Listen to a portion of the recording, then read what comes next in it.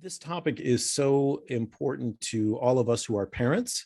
And to many of us who aren't, I think you can understand that many of the issues that we will talk about today are applicable not just to our young people, but also to adults as well. And we have seen not just the past year and a half with the pandemic, but really in the past maybe 5 or 8 years with global politics being what it's been, not just in North America, but also in Europe and South America, with the threats to our environment, with climate change, and of course with the pandemic. There has been an increasing amount of stress, especially in a way that our young people have not had what I would consider to be a normal life growing up. Now, no matter when you've grown up, you of course have had to face global challenges in your growing up years. But I think in these last, let's say, 10 years, especially with wars and all the other topics I mentioned, there has been a great deal of stress and in the environment that I think young people have picked up on. So today I'm really happy to have our panelists with us that we can unpack some of this and talk about what some of the current best practice, current strategies are for dealing with our young people. And hopefully maybe some of that will rub off on us adults as well, because I think we could probably use a little bit of it too. By way of introduction, Seema Puri Bhatia is a mom and mental health mentor based in Hong Kong. Grew up in Kenya, and now is a mom of a 17 and a 20-year-old. And we are looking forward to hearing some of her comments. Odette Umali, an authorized coach of Dr. Thomas Gordon's parent effectiveness training in Hong Kong, a pioneering program that's helped millions of parents around the world since the early 1960s. Michelle Harris, Empowerment for Children and Teens. In Hong Kong, they run programs that really get in and between the kids themselves and also their caretakers. Katherine, Sellery, CEO and founder of Conscious Parenting Revolution in the US. Very interesting. They have been working to do conflict resolution, working to communicate more effectively between children, parents, educators, social workers, the medical community, etc.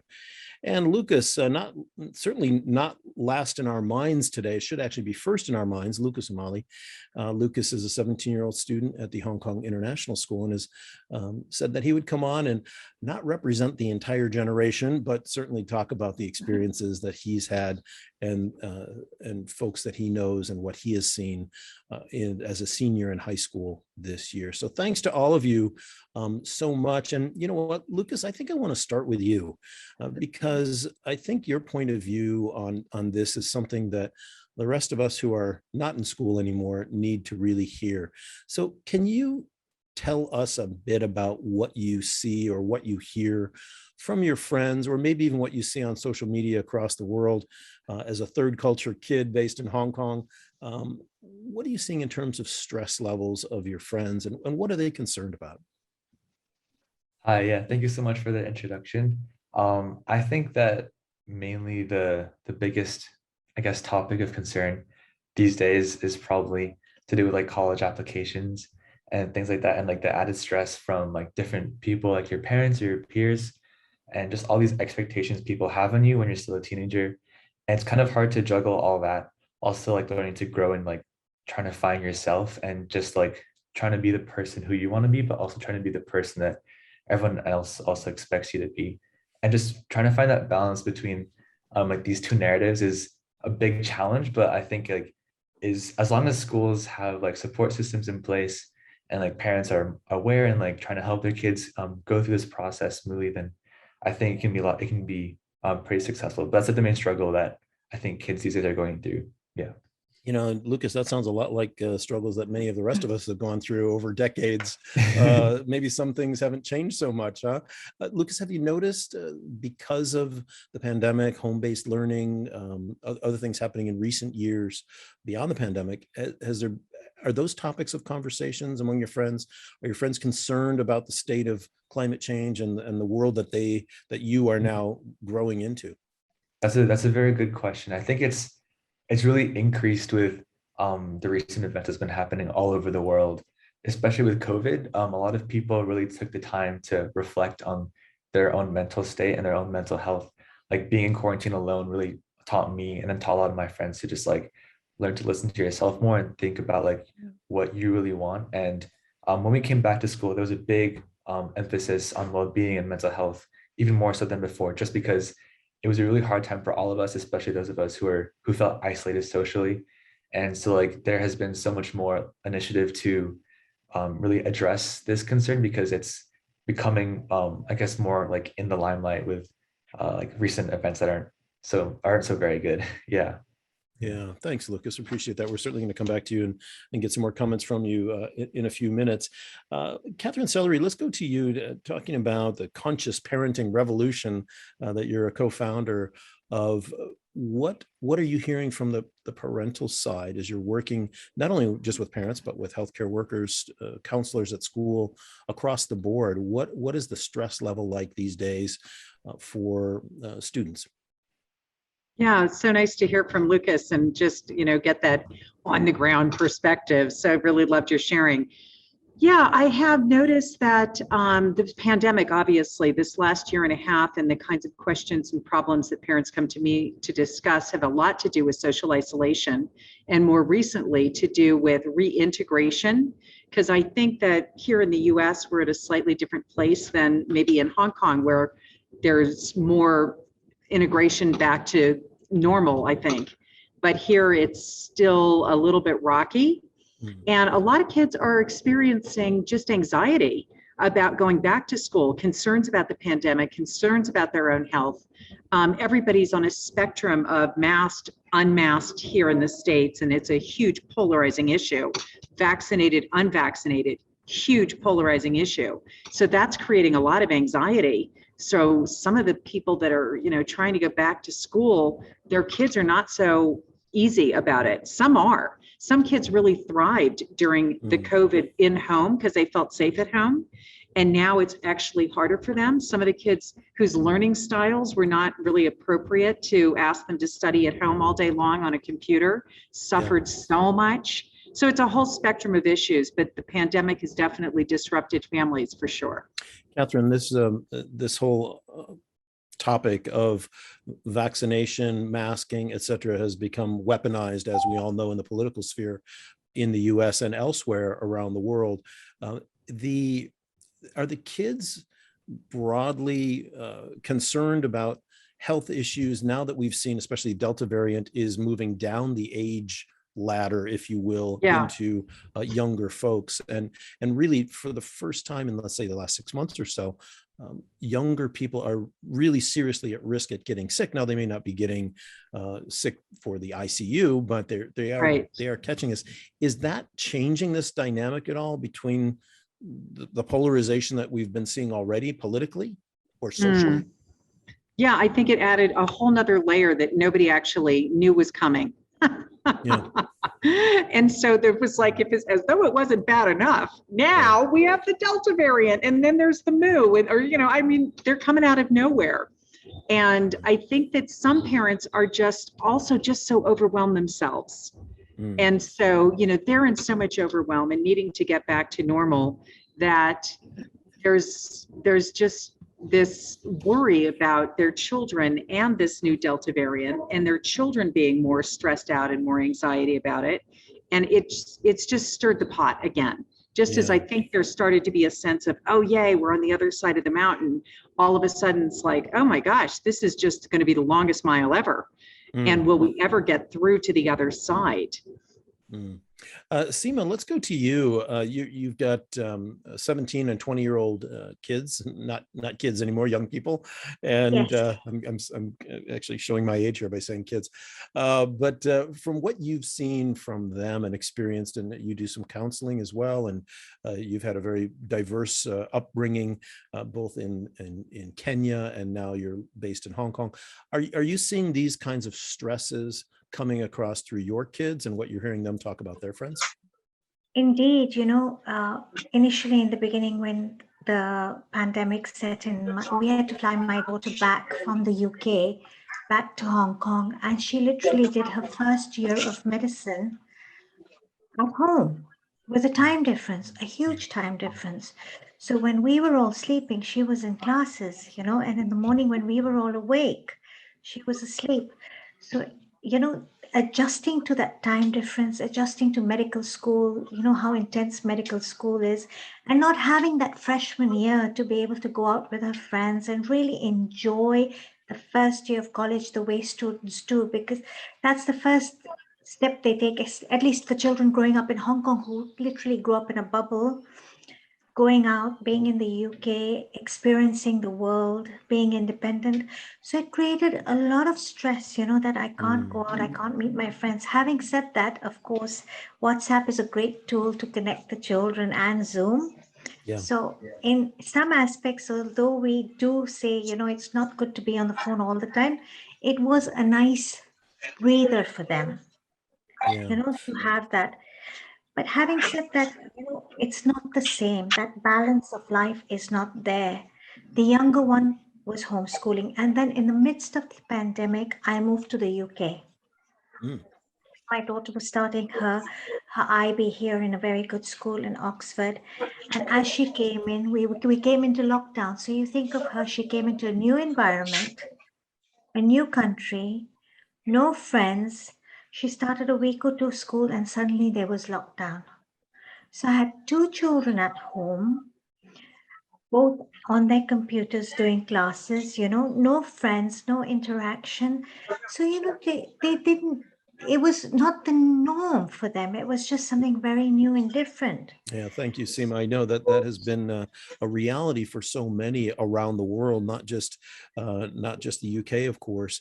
And Michelle Harris, this brings me to a question for you, and Odette. I want to get some feedback from you on this as well in just a moment. But Michelle, when you look at the type of courses that you and interactions that you have been having with parents and students over this past year, has there been gravity toward a certain type of offering that you have that has been able to connect with kids and their parents and their caregivers?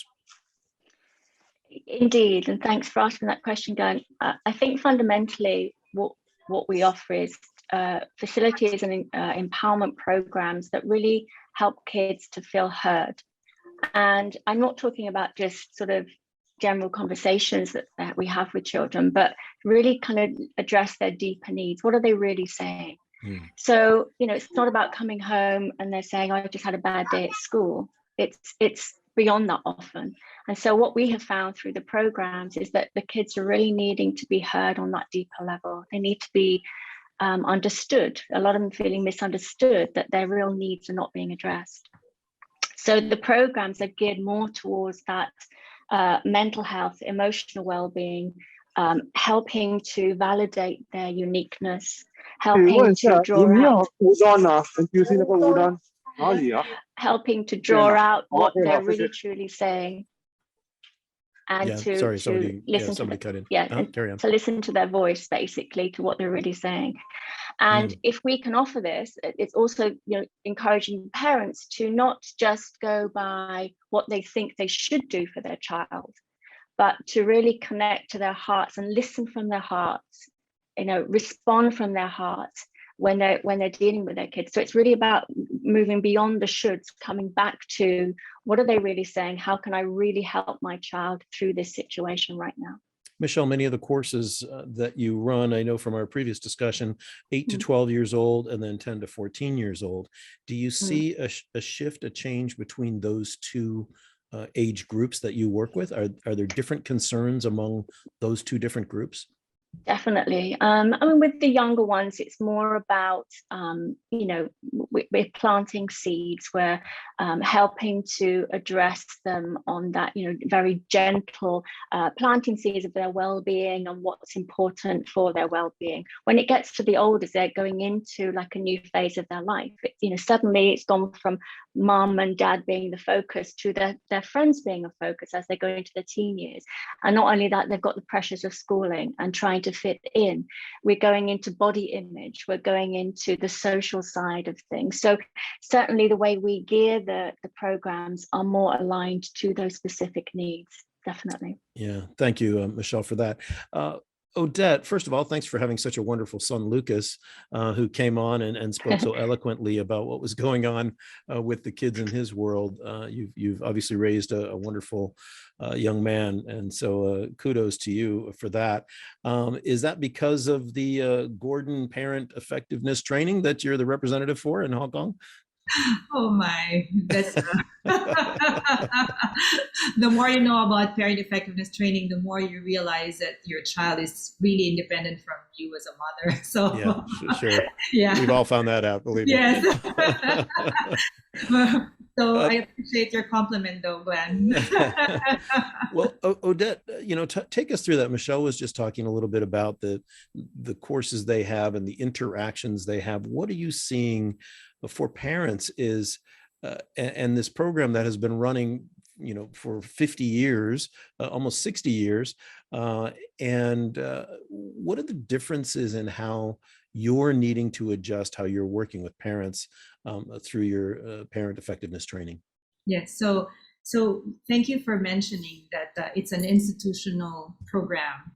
It's developed in the 1960s. In fact, our colleagues in Europe and also in Africa and the US are very, very impressed with our Hong Kong parents because they're really so keen in adding skills in their relationship so that they have a better relationship with their children.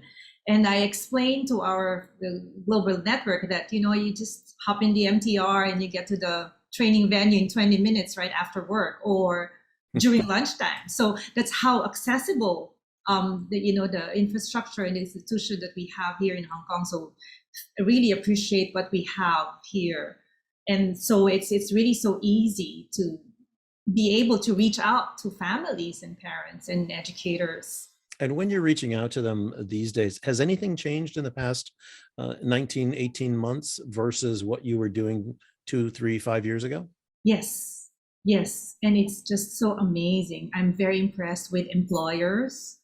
They're providing courses to their employees, especially because everyone's so, so used to the work from home for 2 years. It's not just about COVID. Remember, Hong Kong situation is also because of the protests. Right. So a lot of our employees are also forced to work from home. And so the difficulty there is how to divide their work duties and also their family duties. And so well, Hong Kong is a place where we have employees who have very limited space. And so they also need a little bit of a time on their own to be efficient, right? And so it's not just about the effect on the children, but also the parents' mental health. So I'm glad that we have a lot of amazing employers who are supporting the well-being of their employees and looking after also the families of the employees. Number 2 is also the ability for the employers to make use of their lunch break. They have been providing spaces and privileges to their employees to learn more about how to be better as individuals, better as parents, and so they can be better also in their work. It's just amazing. Third, we do have feedbacks from parents that they would like to learn more about the skills and really discuss about the concerns from 0 to 18 and beyond, in fact, because this parent effectiveness training covers a lot of issues. When the child is a pre-verbal child, or even children who are in the middle school or in high school, or even way beyond college, because like in my case, I still apply it with my child who's 22-year-old. And it's amazing how we get these feedbacks from a lot of parents and employees. Yeah, thank you so much for that, Odette.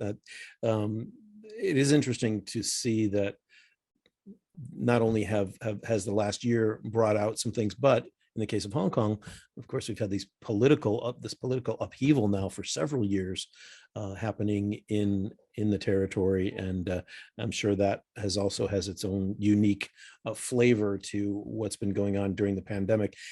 Sam Vin Lok is one of our viewers and has put in the chat, I have to wear a face mask because the COVID pandemic condition still is complicated in my city, and many of our cities are the same way. And Lucas, to you, Are you all still wearing masks in school? You are, aren't you? Yes, we're also Yeah. wearing masks. How does that impact you? Because, you know, when you're in school and you're trying to interact with friends and you're trying to get physical cues from people, so much of that is facial, right? And how is that, or how do you think that has changed your ability to interact with your friends or to socialize with them? That's a very interesting point. But I think that it does really shift the way we like interact with each other. And in some ways, yeah, I think it's like with the whole all the rules with social distancing, and like there's so many regulations in school that we can't like sit in groups more than 4 people and things like that. It really inhibits our ability to just feel like normal again. And so there has been like we've all noticed that like the grades feel a little bit more divided than usual, and like the friend groups feel more divided than usual. And like so it's like we struggle to find ways to connect outside of our friend groups. And like during the pandemic, when that hit and like school was out, like we would just stick with our own friends and like not really branch out. And so it's been hard to find and to fit into a community, which I think is like one of the most important things to feel like in a school. So it's definitely affected that. Yeah. Yeah, and Seema, you mentioned obviously your kids, you know, you moved in the height of the pandemic. There was no physical contact at all. Everything was virtual. How did you see that manifest in your kids when you moved back to the UK from Hong Kong? It was certainly difficult, of course, and of course, the second one, especially for the younger one, because she was in a new country and she was all excited about moving, and making new friends. And suddenly we came into lockdown. So there were, occasional moments where she would miss her friends in Hong Kong, have a breakdown and say, I can't go out, I can't meet people, I haven't made many friends. She had one friend who moved over to the same school, luckily, from Hong Kong at the same time. So that Well, that's connection good. with, that I was very lucky in that context. So that connection really kept her going. But having said that, I feel that, the children really have felt this pressure, of the pandemic, of not being able to go out. Like Lucas very rightly said, not to connect further with the community. The face mask isn't just a mask, it creates a barrier of communication, a barrier to reach out. The schooling systems these days teach the children to be very empathetic and, to be very kind and move together in a community. Now, how can the children do this and reach forward? They feel they're not giving their best as well, and they come home. And as parents, I think you have to look for the cues, there are hidden signals, And what have children you don't seen always. have been those signals to you? So for my daughter, the younger one especially, the elder one's very mature. She's 20 years old and she's very mature in her own right. And she accepts people and situations as they are. She has this very healthy approach to life. But perhaps because she's the older one and she's been given a lot of responsibility with the younger one. But the younger one, I could see, that she would just go into a room and clamp down. Or she would wait for the time difference with Hong Kong to really connect with her friends. So as parents, you really have to look for these cues, and you have to reach out to your children and say, look, I know it's hard. It's hard for me too. Yeah. It's hard for your sister. It's difficult for everyone, but we have to do this together as a family. Thank you, Seema. Katherine, have you seen those cues, those physical cues coming into play in the work that you've been doing in the US? Yeah, totally. I mean, the cues, the clues, the signaling behaviors, the ways in which people manifest when they're drowning. And so, I like to talk about when people are drowning, they don't do it politely. And so the problem is that when people are drowning and they don't do it politely, we tend to react to the impolite signaling behaviors. And the problem with that is that we then activate secondary problems. And from the research I did with Dr. Louise Porter, we know 75% of the problems that we have are reactions to power being used on someone. And so this is a huge issue, that we tend to want people to drown politely, and the conditions around what we're willing to accept as being okay drowning behaviors get in the way of us being compassionate. So, Michelle was talking a minute ago about how we need to be able to see our children through our hearts with that deep sense of compassion and love, and to be able to hear their drowning behaviors as simply the covering for something that's much more like pain and hurt and sadness and grief and those primary emotions. So a lot of what I support parents with is being able to take those socially unacceptable behaviors and see past them to the underlying unmet needs. And I do actually have a needs assessment analysis, which I'm just going to go ahead and show for people in the future if they want to just take a screenshot of that, or if they just put their phone up to it, it actually gives them an opportunity to just have an assessment, not just for themselves, but also for their children.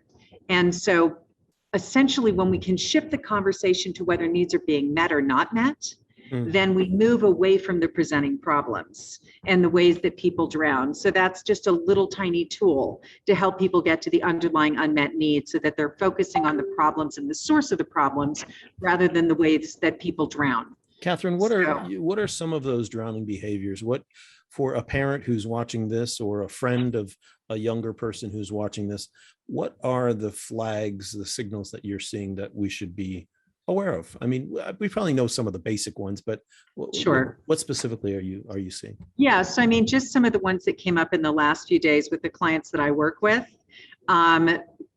A woman wrote to me and said, so I let my son sleep in an hour later because he didn't want to go to school. He was so tired, but then after he slept for an hour, he still didn't want to go.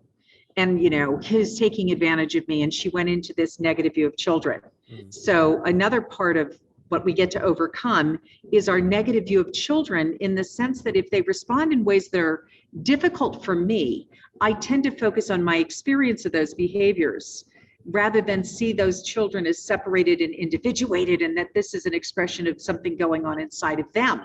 So the ability to just stop right there when she was ready to go into this negative script of give them an inch, they take a mile, this whole idea that they're going to take advantage of us, this negative view of children that they're acting inappropriate or naughty or misbehaving, rather than this is an expression of an underlying unmet need.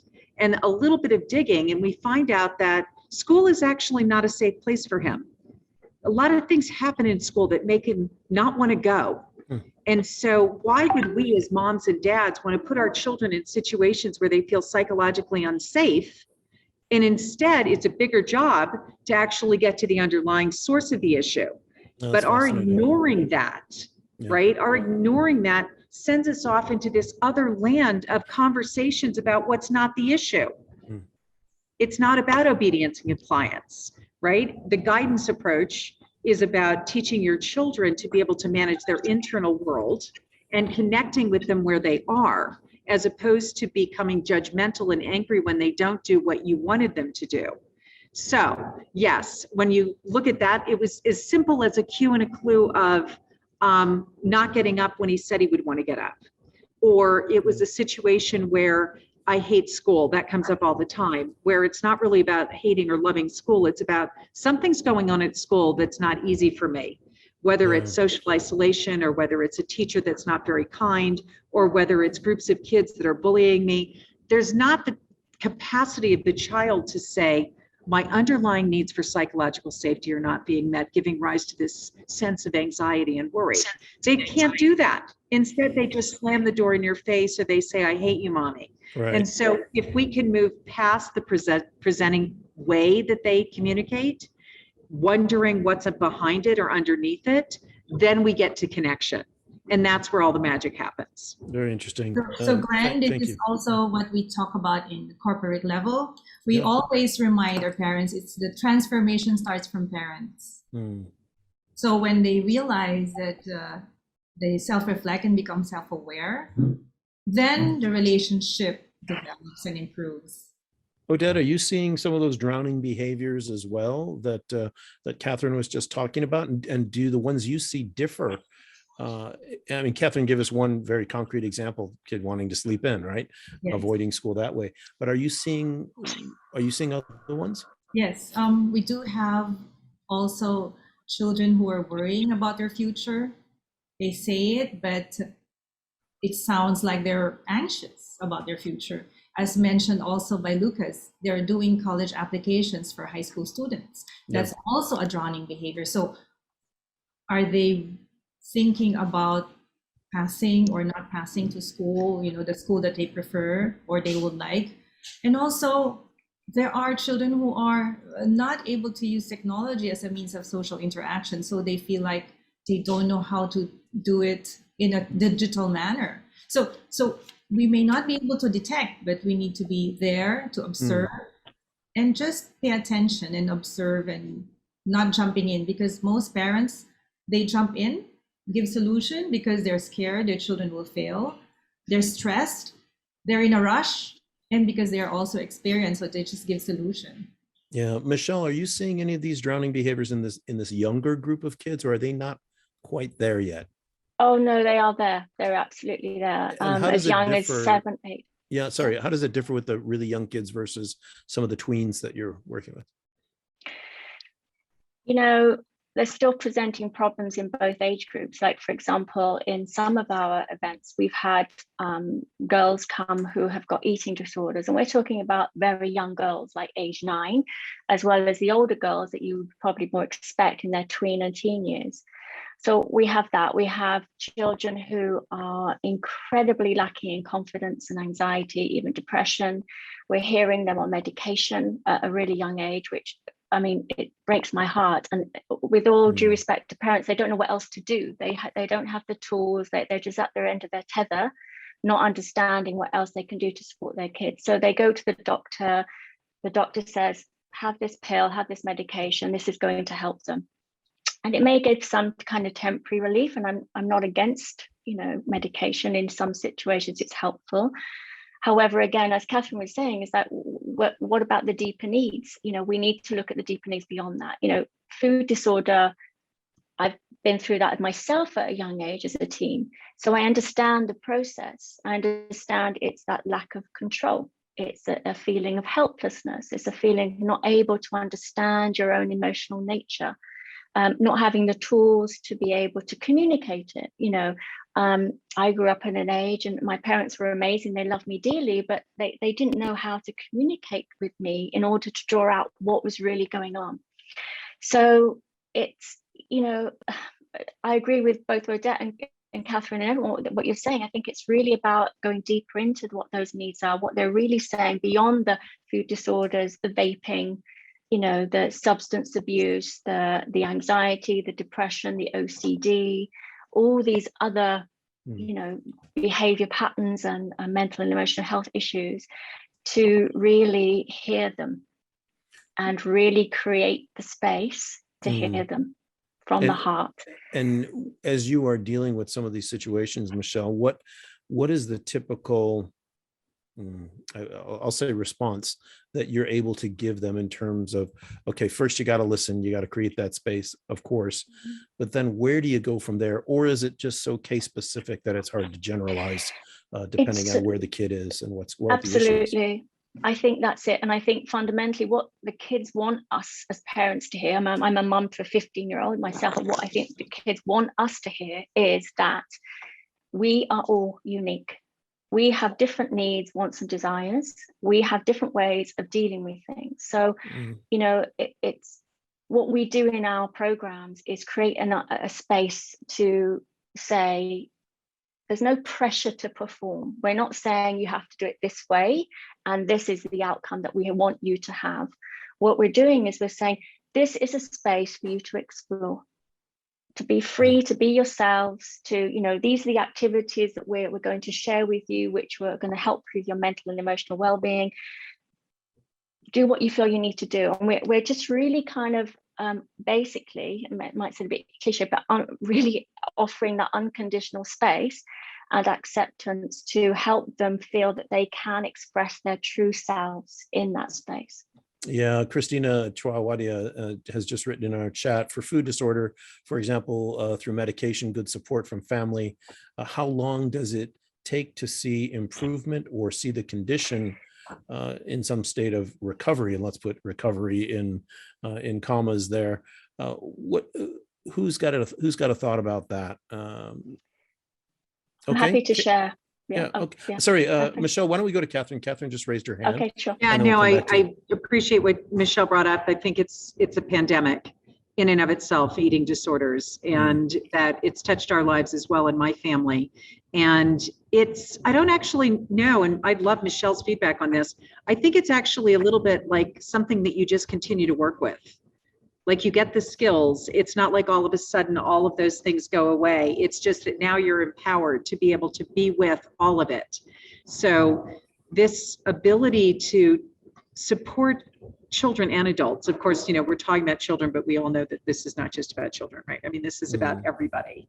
That the skills that we didn't learn when we were growing up in our families of origin, we haven't been able to pass on to our children. And so when we start with our dysfunctional family patterns that have been passed down through the ages, and so we have transgenerational trauma, and we ourselves are not enlightened.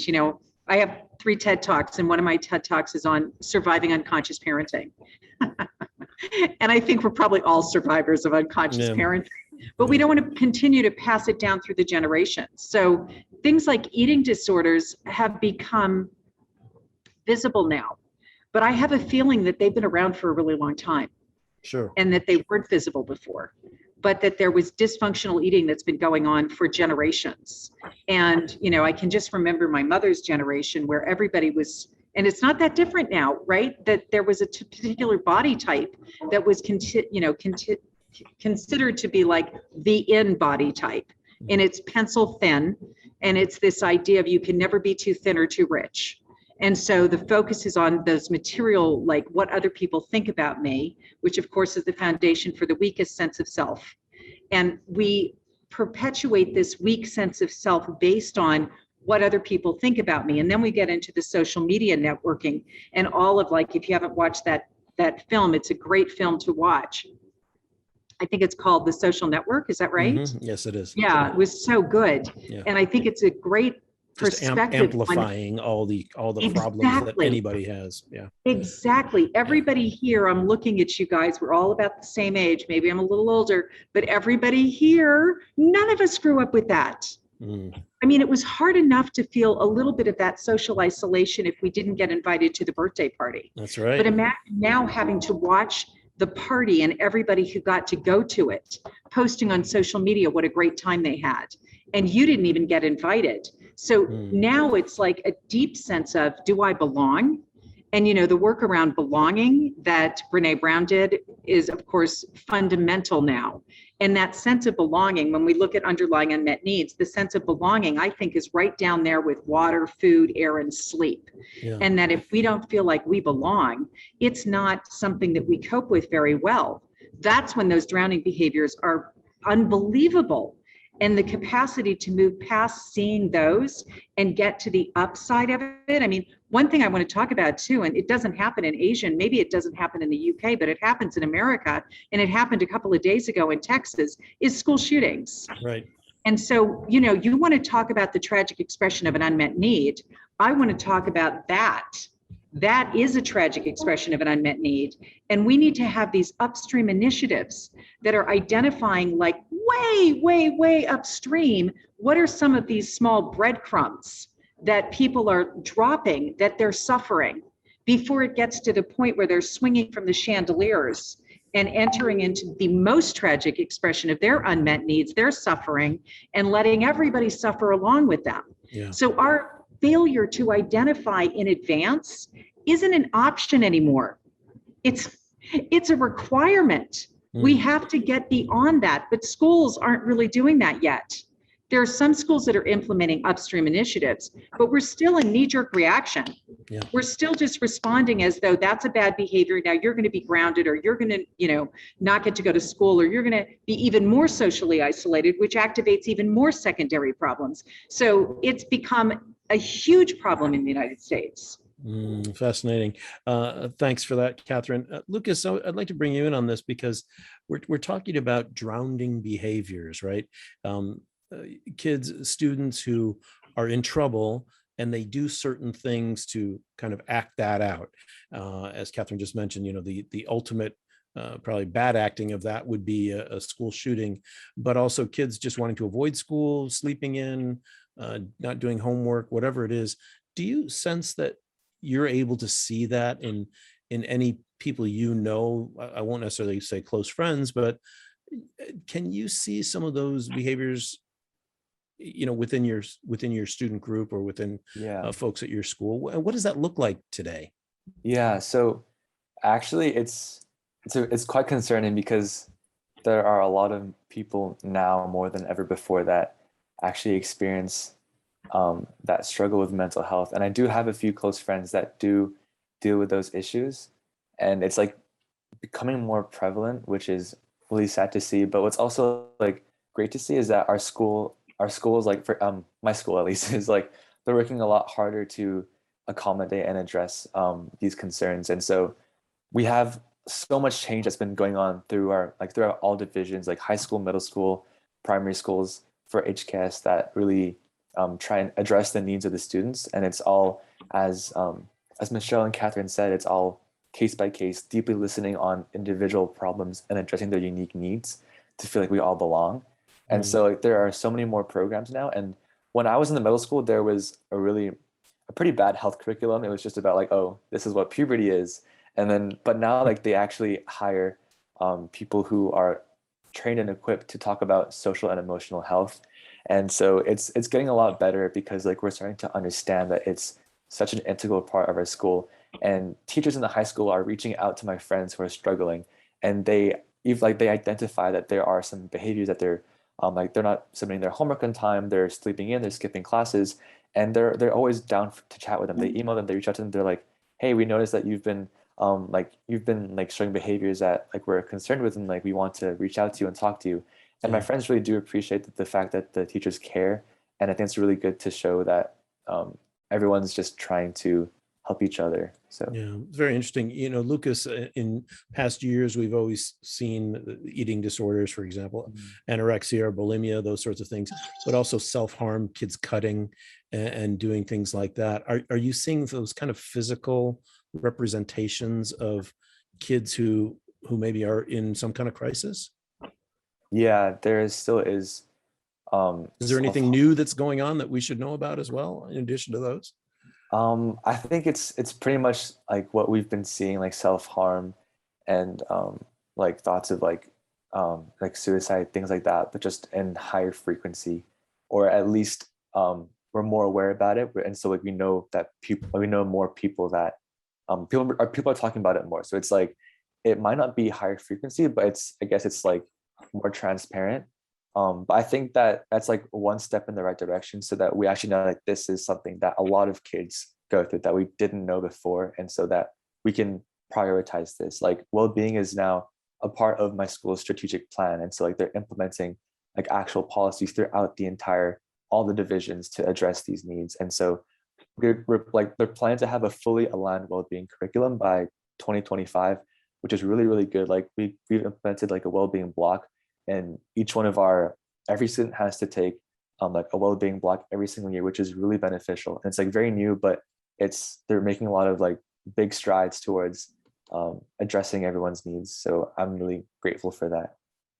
Thanks very much, Lucas, for that. And Seema, among your friends, parent friends that are they tuned into looking for these signs and trying to figure out in a compassionate and open way how to address them? I know that you're involved in something called the Yes Plus program, and rather than the no mindset, and being very positive toward this.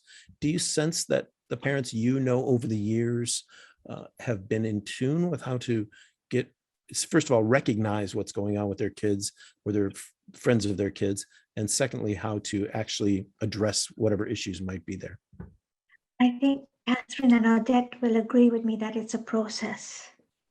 Just as the parents have to learn how to effectively parent, we have not been taught these skills, right? In the past, the way we were parented was a lot different than the way we should be parenting today, and we have to look at positive parenting. And like you said, I think every child has a silent voice that doesn't speak.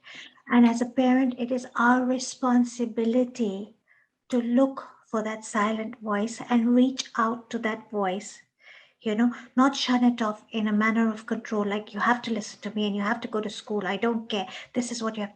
No, you really have to look for that silent voice that the child has within. What is this child's body language telling me? What is my child not telling me that is leading her to comfort eat? Or what is it that's leading her to just close herself up into the room and not communicate what's going on? How can I be a friend to my child? My child is speaking to their friends about this. Lucas, you would know very rightly that all the children speak and say, oh, it's so difficult at home. My mom's working, my dad's working.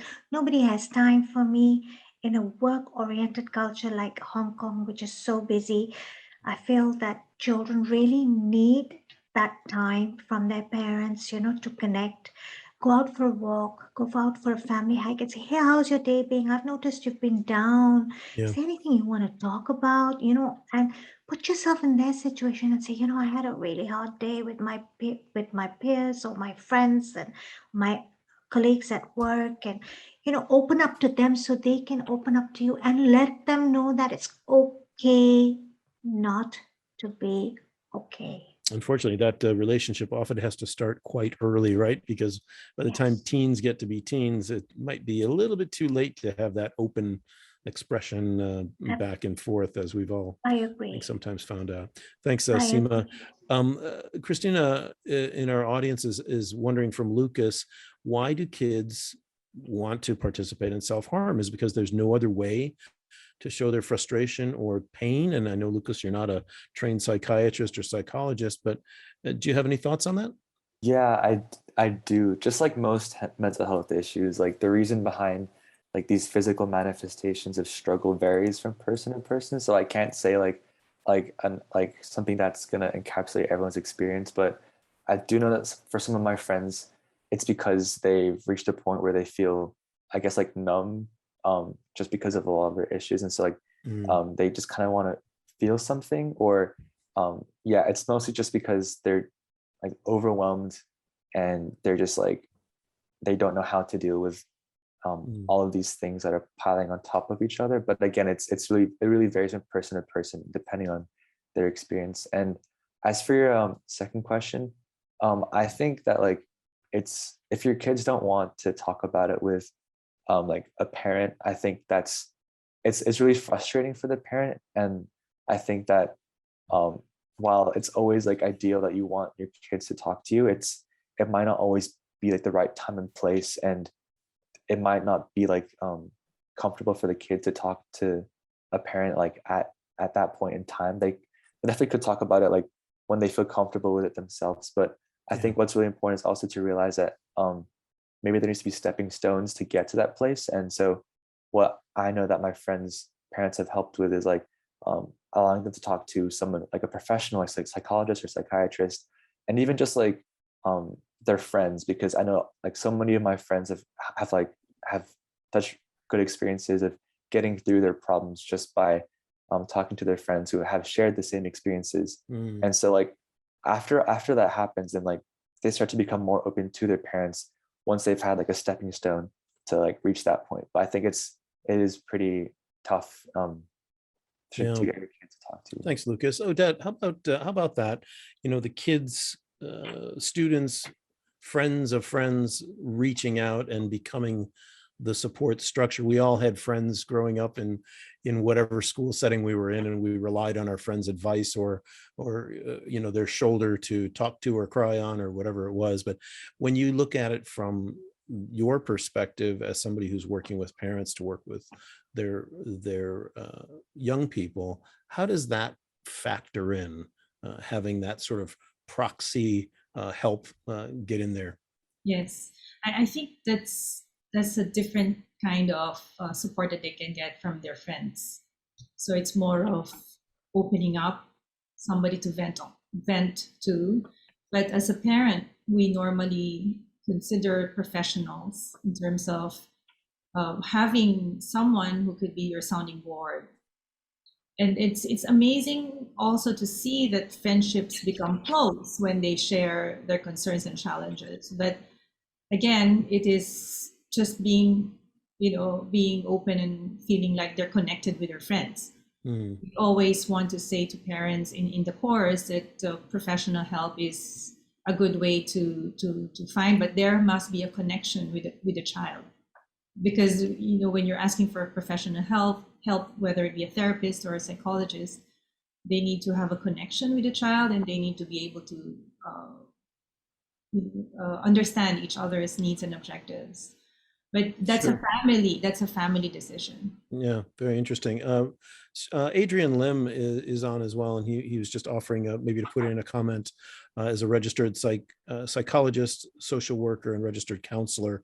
Hi. Sure, go ahead, Adrian. What's your thought on this? Yeah. I was in the morning session where I spoke about the importance of getting parents involved from the very start, particularly fathers, right?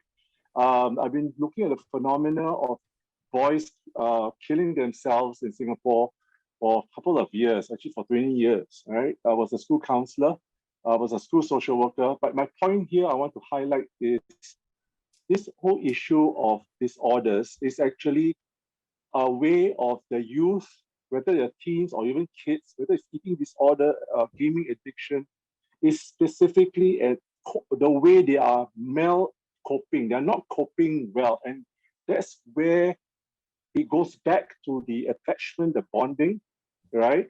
Because when someone, for example, cuts themselves, right? What is that phenomena going? What is that? Because they feel like someone said it is numb, right?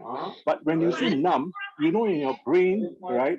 The pleasure zone, right, is also the pain zone, right? So when you cut yourself, right, it's sending a signal to say, hey, I'm still alive. I can see my blood, right? I'm not dead yet, you know? And there are many other understanding to actually express and understand how are we going to work through and understand what are the issues we want to work on. And the key And I think that's is interesting, the Adrian, if I can parent-child just break relationship. in. Lucas was saying that exact thing. The kids want to feel something, right? And Yep. so they engage in these often, you know, quite radical behaviors Yes. to actually feel something again. When you're talking to parents in Singapore, and Singapore is kind of a unique animal when it comes to schooling. We all know that, right? Oh, We've just come yeah. through probably the most stressful part of the primary school year, which is the annual primary school leaving PSLE. exam, which a lot depends and rides on. We won't get into all that right now. But when you talk to parents in Singapore, many of whom are not really in tune with caring and concern for their kids, they're caring and concerned about the grades. What do you counsel them to do? How do you counsel them to handle emotional challenges that their kids might be having? Because we know the suicide rate is up in Singapore. Yeah. The key message is look at your child as a person, not a grades producing machine. I tell parents, and this is a student for 20 years plus, you know, can you please tell my parents, I'm not a grades producing machine. Because everything they ask of me, the conversations at dinners and all that, is basically how well are you doing in your studies? What's your grades? Have you finished your homework? Are you prepared for your preliminaries? Are you doing everything centers around academics, right? We are not dealing with education anymore. We are only dealing with KPIs, just like in our adult world, right? And grades are the KPIs for kids in school, right? So we need to really look, you know, what is it that is organizing the parents' perspective of how are they looking at their own kids, you know? And they are busy, they have no time, and the children, when the report does not find that safe connection, intimate, close connection with a parent, mother when they are younger, father, especially in the preteens and the teen years, they are going to look out for all other ways to cope. And gaming addiction, you name it, or whether it's substance abuse, whether it's bullying behavior, violence, is their way of expressing what is in their inner world, right? And it's manifesting out much more because of social media, because of all the other issues. But at the bottom line is for the kid is, am I worthy, right? Am I good enough for you, right? And where can I find who I am from? And right? that is and that's something the challenge indeed for every parent. Yeah, the parents need to be able to push that out. I want to get into a very serious question in just a moment from San Vinlock about COVID. But first, Michelle, you have your life skills workshops are offering new solutions like mindfulness, like chanting, like meditation. How have these opened up new ways of connecting with these age groups, these young people and these tweens? And is it connecting them better to their parents, or is it just something they are doing for themselves? I think it works both ways, to be honest. We have kids come to us that may have these presenting problems we've talked about, food disorders, anxiety, depression, ADHD, whatever it may be. And, they come to us through concerned parents who have seen what we're offering, and they say, can you help my child? It's almost like they don't know what else they can do to help them. Right. So through these activities, which can range from, as you said, yoga, meditation, mindfulness, shifting mindsets, even cooking and art, through these mediums, which are very tangible and very acceptable at this moment, we plant seeds, and we're communicating, we're planting seeds of wisdom, we're sharing, we're talking, we're kind of helping the child that way. And by bringing it into a fun context, so that the programs are very fun, they're very meaningful, they're very fulfilling, but they're drawing out the individual uniqueness of each child. And so by the end of it, they feel empowered because, one, they're being heard, their deeper needs are being addressed. Secondly, third, it's fun. And fourthly, they're also connecting. A big thing about these programs is the connection. They are connecting with like-minded kids who have also got often very similar concerns, I should say, or challenges. So they're feeling a connection to people that are more on their wavelength.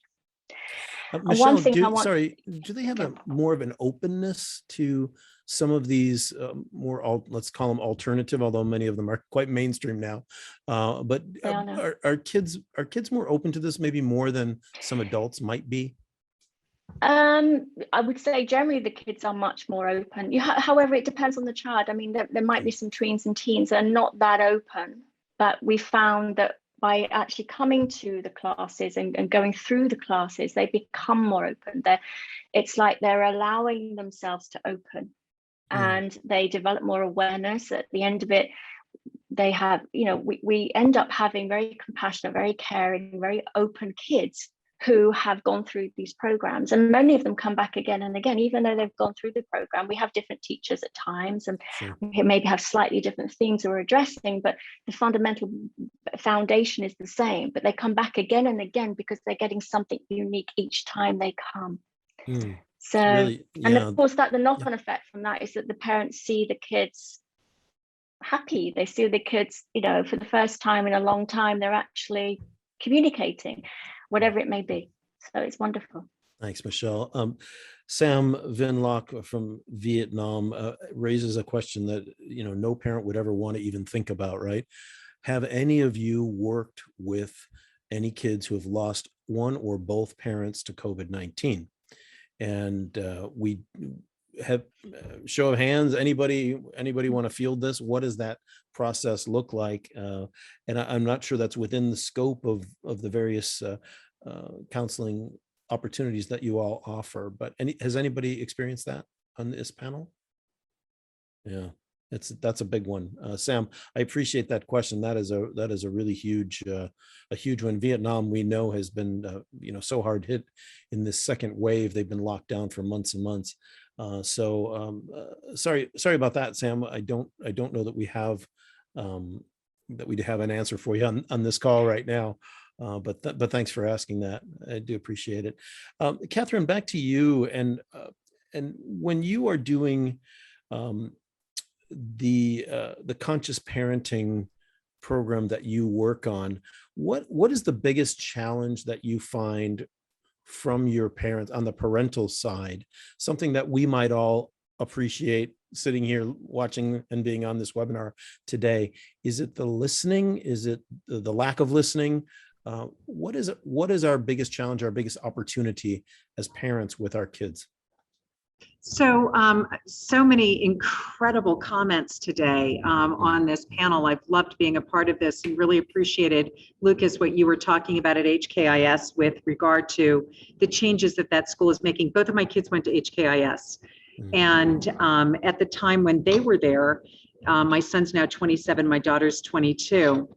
And my daughter actually had an eating disorder, and there was a deep desire in her to go back to HKIS and to talk about taking the stigma out of this conversation, taking the shame out of this conversation. So I would like to say that what HKIS is doing now is extraordinary, because at the time when she spoke before the student body and they brought 1,500 kids together for her to stand in front of her student body and say, I'm not the only kid suffering at this school. Perfectionism is a deeply ingrained problem across Asia and the world. And I think we were just hearing from the other gentleman, I think his name was Adrian, about the impact of that in Singapore with the suicide rate. Well, it's also affecting Hong Kong, has the highest suicide rate among young girls in the world. So if Singapore has the highest suicide rate among young men in the world, well, then those are two Asian countries that have extraordinary problems with mental health. It's a contest no country wants to win, right? This is a terrible situation. Yeah. Stigma is a problem around the world around mental health issues. Around the world, but it is particularly acute in Asia because of this phenomenon of you, my children, give me face. So we have spoken about and touched on this idea of separation and individuation, but I just want to drive it home. Your children are reflecting their own inner worlds. They are not your puppets. They are not a reflection of you. It's not about you give me face or you give me a lack of face. We have to take that burden off our children's shoulders.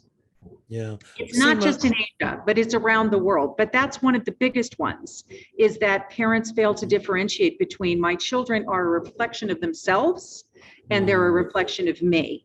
And that is definitely like epidemic around the world, been going on for ages. Yeah, Michael Yin mentions in South Korea and Japan as well. Absolutely, those countries. Yes. I mean, I think across the board, throughout ASEAN, every country faces this challenge where the parents identify themselves through their kids.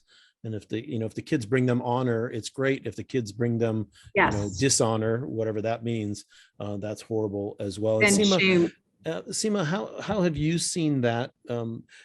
Growing up in Kenya, a very different, slower time. Things were, quite different from the Hong Kong years that you had, and certainly now the years in London. How do you see that parents are handling or not handling these issues with their kids, either handling them well or not handling them well at all? Well, I think mental health is a huge issue all over right now, not only for children or teenagers, but for parents as well, because it's an entirely new world. The world I grew up with was very big houses, green gardens, lots of space, very relaxed, very slow, and with parents who were, of course, culturally quite controlling because of the element of face, but at the same time, we grew up well, okay? We all turned out okay, so they must have done something right. But having said that, growing up in Africa and in an era when it wasn't so safe, there was a lot of control as well. You cannot do this, you cannot go here, it's not safe, this area is not right, there's a lot of crime in the slum areas, you can't go there with your friends.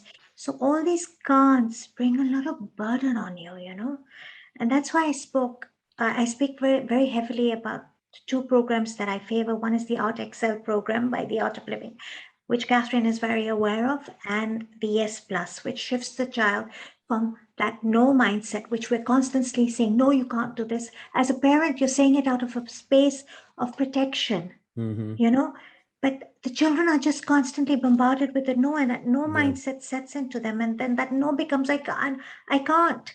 And you want to shift that and say, perhaps you can do it another time. Yes, you can do it, but perhaps at another time. And chances are they may just forget about that thing eventually, and it's just fizzles through. And so I think as parents, providing the tools for our children and ourselves, it starts with us. We have to lead by example. Providing the tools to be kind to ourselves through breath work, through meditation, through connecting with people like Odette and Katherine and saying, okay, where am I going wrong? Where can I positively parent? Michelle's programs, fantastic, cooking, everything. And providing these tools also for our children to be able to go within through mindfulness and meditation, through breath work, to release anxiety, to release fear, and to be able to become more relaxed and see things from a more clearer and positive perspective is very, very important. But it starts with us. Thank you, first. Seema. You're absolutely right. And we are, of course, raising the next generation. And let's not visit the sins of the fathers and the mothers upon the children, right? Let's try to break these cycles, whatever they are. Odette, do we need to say yes more? Do parents need to say yes? And, you see a lot of challenges that parents have. Yes. So in my practice in Hong Kong, we do have a lot of global parents, I would say. They are also third culture adults. So I'm not just focusing on Hong Kong parents. So there's no culture based in my experience. It's more of the individual value system of every person. So it's not, because we have seen tiger parents who are from West. We have seen tiger parents from Asia. So there's no labeling in my side. Sure. But I could share with you 2 points that I observed. Number one, overindulgence, because they're very busy, so they give something to compensate. Parents think that they're missing out in giving time or attention. So, and the society has a lot to offer in the community. So there's this way of trying to make use of other ways to show that they love their children. Number two, parents are very successful. They expect their kids to be also working very hard. When the kids don't work so hard, they try to use reward. They try to use also bribery or punishment. So there's always a way to teach them a value that they would like their kids to influence. So there's no intrinsic motivation sometimes with the children because they use external rewards. And so it's not something that what the kids realize. They use that. What's the most surprising thing, Odette, that parents learn after the feedback you get from them? What is the most surprising thing they learn from you after you take them through your course or your series of courses? Have you had feedback like that from them? Like, wow, a light bulb went on when you helped me to learn this. Have you had those moments? Yeah, it's a paradigm shift normally that they say, wow, aha moments actually. But they just realize that what we're learning in parent effectiveness training is relational intelligence. It's the same way you relate with your husband. It's the same way you relate with your friends. And why are we different when it comes to our children?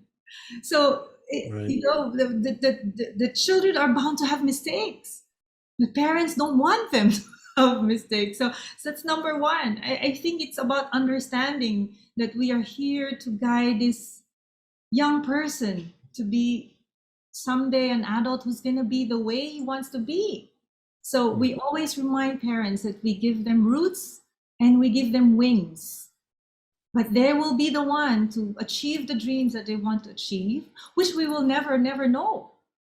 They will have to figure that out. And it's just beautiful to watch this human being explore the world and fulfill their dreams. But it's hard. It's hard to let go. I think that's the one thing that Katherine is also saying, there's some sort of a treatment like there's raising a mini version of the parents, right? But it's never happened. We can't even control our spouses.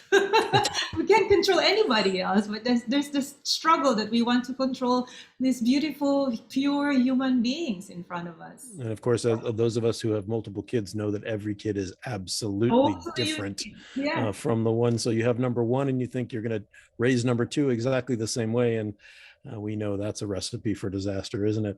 Yeah. Michelle, what are the wings like for you from your perspective that Odette's just mentioning? How are you hoping that kids that come to you are going to learn to fly a bit differently than perhaps some of their peers that aren't working with you or previous generations? What do you want them to get that they're not getting now? Fundamentally, I would love them to feel that they are validated for who they are and that they can be their true, authentic selves, basically, and that they're heard, that they're understood, that they're supported in their uniqueness. And one thing in terms of the parents, so it's just an extension of what Odette was saying, and also Katherine, I think fundamentally what parents can get caught up in, and I, as a parent myself, I know I've done that for sure, is that we go down this route of feeling we do things because we should do it, because it's against society's expectations to do it, because the culture says we should do it. And I'm not by any means, advocating we go all out war and anarchy and just like bust down the old systems, although fundamentally I think that actually will happen at some point. But I think what it's really about is for parents to really hone in and feel and follow their intuition, follow about what's absolutely unique for their child and follow that rather than the should. So for example, one, not comparing with other kids and other parents. So like one child may like to do 10 extra classes a week after school, right? But that's not the should for every single child. If you're trying to make your child do that and it's just not working for them, then you're not really hearing them. You're not listening to their deeper needs. You're not honoring their uniqueness. You're not understanding them. So move beyond the cultural, the conditioning, or we should do this, and look at what that child needs as an individual. And that really helps them fly. If you can give the gift to the kids so that they can be their unique selves, and that is a massive gift you can give to the world as too, because they're standing in their power, they're standing in their truth, and they're living authentically. Thank you so much, Michelle. Adrian, just putting in the chat the impact of fatherlessness over generations, even of children in intact families, the absentee parent, usually the father, although increasingly moms are finding themselves in high-powered positions as well. Let's get the second to the last comment from you, Katherine. Our time is unfortunately running out. What is the impact of a single parent family, or are you seeing that now parents both are realizing they need to be involved in what's going on with their kids who are at risk? Yeah, so I actually do see a lot of single parenting going on, and maybe that's again more common here in the United States than it is in Asia, but I'm not sure about that, because even though you might have a family intact, the dad oftentimes is traveling so much that the mom feels like, she's on her own. And as you guys probably know, I lived in Hong Kong for 32 years. And you know that paradigm well. Oh my gosh, do I ever? Yeah. So for sure. So yeah, what a huge burden it is for whoever the mom or dad is that's the primary caregiver. And, we see a lot of those acting out behaviors that we were talking about earlier, the drowning behaviors, which are really just a child's deep need for connection. And I know Adrian was talking about attachment parenting earlier, and just that profound need to feel like I'm so seen, heard, and understood from my perspective as the child. Children are people too, from that deep sense of uniqueness Michelle was just talking about. I profoundly agree that every child needs to be seen as individuated. And it's almost revolutionary to talk about this, because for so many years, children have not been seen as people too. They're an extension of a family, and they really are supposed to do as they're told. And one of the other things Adrian mentioned that I want to just touch on is that authentic high self-esteem is that sense of I am worthy of love and belonging, regardless of how good I am at math. Or science or reading. But we have linked worthy of love and belonging to competency. Yes. And that is profoundly dysfunctional. Nowhere more so than in Asia, especially. Yeah. Thank you. So if we can get that message across to parents that we have a distinction between competency and worthy of love and belonging, so that children know, regardless of their abilities in any of like reading, writing, and arithmetic, that their family loves them just the way they are, warts and all. Yeah. That is a deep message, that we move beyond that sense of our children are a reflection of us, and that children are a reflection of themselves, and they'll have their own little zones of genius that are outside the boundaries of what we know. And right now, there are kids with ADD, ADHD, learning differences. So many different things have risen to the surface that make it harder for those kids to succeed in traditional education. And I mean, to bring it all the way back to the single parenting issue, if you're on your own, then I would say moms, dads, whoever's single parenting, get resourced, take care of yourselves. Because if you're not taking care of you, your bandwidth to be able to cope with anything other than perfect behavior is so limited that you're not going to get to show up the way that you wish you would. So taking care of yourselves, that oxygen mask on moms and dads first, crucial. Thank you so much for that, Catherine. Lucas, we're going to stop the way we started, and that is you're going to get the last word. You had the first word on what you felt was happening with your peer group, with kids you know at school, and their stress levels and their mental health. Now, the last question to you is going to be, so what do we as parents do next? What is, and this isn't about you and your mom, by the way, but in general, what are the questions we should be asking, or what are what's the way that we should be interacting with our students? Oh, that's a very hard question. Hey, that's why you're getting paid the big bucks today, right? Yeah, I think it goes back to what Michelle and Catherine brought up about how everyone just wants to feel like they belong, and like the way we do that is by truly and deeply listening to them and their individual needs. Because I think a lot of the times, as like everyone previously stated, like parents like get into this mindset, or teachers get into this mindset, or like people do, where there's like only one way to be successful, and like there's one track to life, and like one track to go through high school, one track to be to go to a good college, to get a good job, to be financially stable.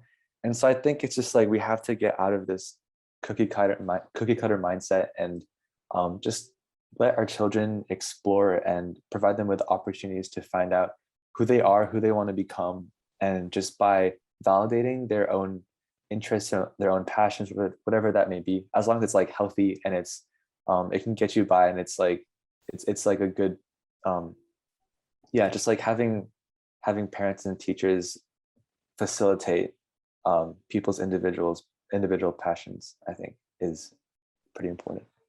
Lucas, thank you so much. We really appreciate you being with us here today. And Lucas Umali, senior student at Hong Kong International School. We really appreciate that. Also, our other panelists today, Seema, Puri, Bhatia, Odette Umali, Michelle Harris, and Catherine Sellery. Thanks to all of you so much for your insight today. Really great panel and great insights for all today. And I'm going to throw it back to Teresa right now.